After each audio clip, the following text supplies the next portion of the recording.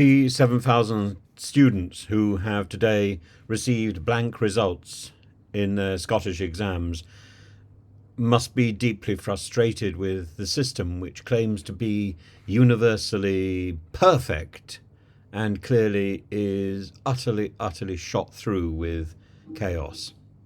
It's not the only example. The entire centralized exam system that we've got in the United Kingdom is A, unnecessary, and B, unworkable, and it's going to get worse and worse. We invest too much authority and we have too great expectation for this system. It is just a system. We already have a system where we trust the education of children and young people. It's called school. And we should trust the teachers in the school to do that job.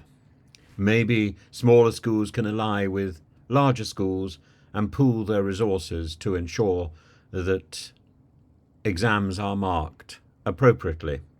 But we need to stop this assumption that teachers cannot be trusted to produce clear and impartial exam marking. We need to pull back from this idea that everything has to be done in some central location. I'm not even convinced we need centralized exam papers themselves. We need guidance,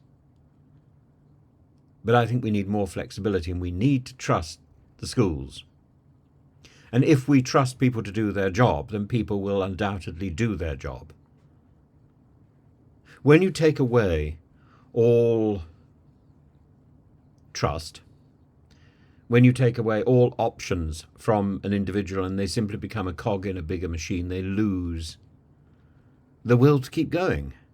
We need to put those options back on the table. We need to give teachers the dignity so they can do their first job, which is to inspire. Their second job is to moderate. That's the dignity we return to them. Their third job is to inform, and I think we need to make that easier.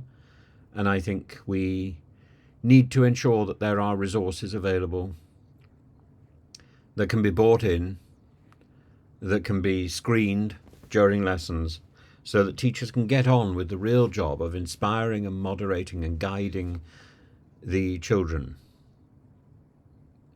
That mad rush every morning as you go into school to try and find information for your lesson plan, this is nonsense.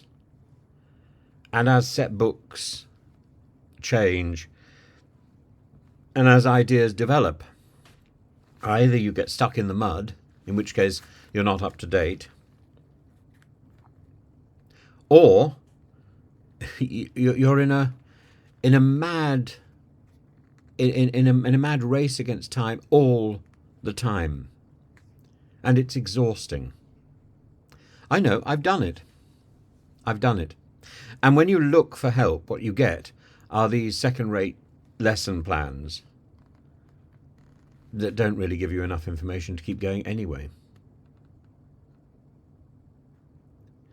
What we need is to be able to buy in the information in a form that is appropriate to the classrooms that are being instructed. Somebody pointed out that the etymology of the word education comes from educo, same Latin word from which we get il duce, the leader. Educo, to lead out. And education is about leading out what is already there. And the teacher should not be the person who is putting in. That's indoctrination, by the way. The teacher should be the person who is helping to lead out. The stuff that we put in can come from a variety of sources, from books, from magazines, from the internet, from programs that we buy in. Wouldn't it be wonderful to have an entire program that takes up 3/4 of the class that the teacher can then question But the teacher can then say, well, I don't believe in that. And suddenly the children are inspired by this wonderful idea. That is the future.